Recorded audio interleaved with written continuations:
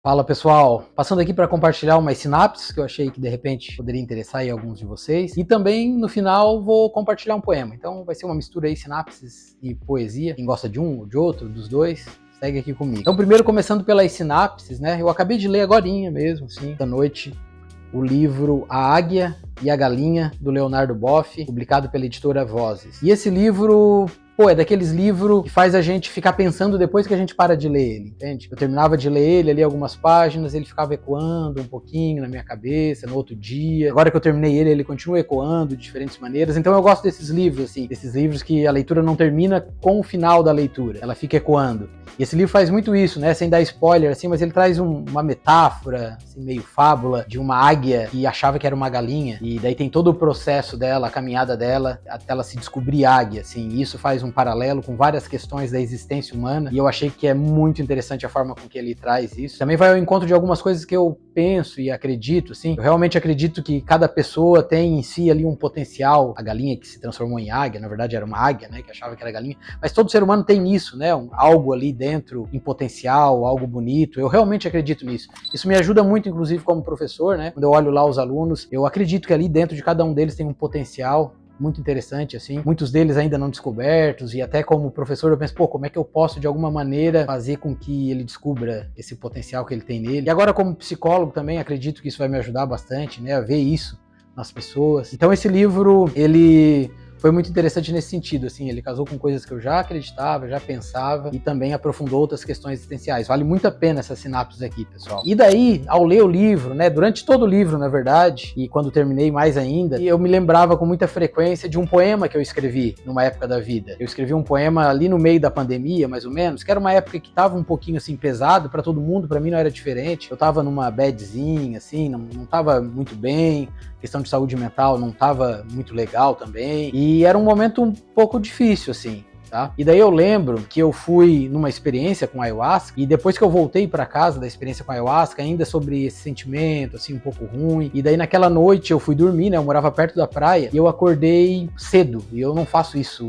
naturalmente, assim, né, geralmente eu não faço, eu acordei bem cedo mesmo. E da onde eu moro, dá pra escutar, da onde eu morava, né, dava pra escutar o som do mar. Mas nesse dia eu acordei cedo, não sei se pelo silêncio, né, daquele momento ali da manhã, o som do mar parecia estar mais forte, parecia estar mais alto. Eu cheguei a pensar assim, será que tá acontecendo alguma coisa ali, né, no mar, alguma onda muito forte, sei lá, porque realmente chamou a atenção. E daí nessa de escutar o mar, tal, começou a vir esse poema que eu vou ler pra vocês, e que foi muito bom naquele momento da minha vida, porque fez eu ver um pouco dessa questão do potencial que a gente tem dentro da gente, da galinha lá que encontrou a águia dentro de si, e daí esse poema traz um pouco disso, assim, por isso que eu acho que ele dialoga com o livro que eu li. Eu vou ler aqui o poema para vocês. Ele está publicado nesse livrinho aqui, é um livro que eu faço artesanalmente, à mão, se chama Poemas para a Expansão, e traz poemas aqui que eu escrevi a partir de experiências com a ayahuasca, ou logo em seguida, assim, de experienciar a ayahuasca, e ele é assim, ele se chama Eco, esse poema, e ele é assim: hoje, ao acordar, pude escutar melhor o mar. O seu som estava mais forte, não sei explicar. Talvez seja minha bússola,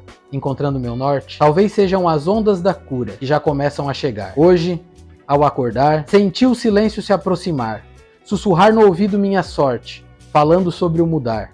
Talvez seja eu, meu próprio aporte, talvez a resposta da minha procura, que já se faz enxergar. Hoje, ao acordar, senti que o dia já começava a raiar. Ouvi a vida que me faz vencer a morte. Pude ver o que não é possível olhar.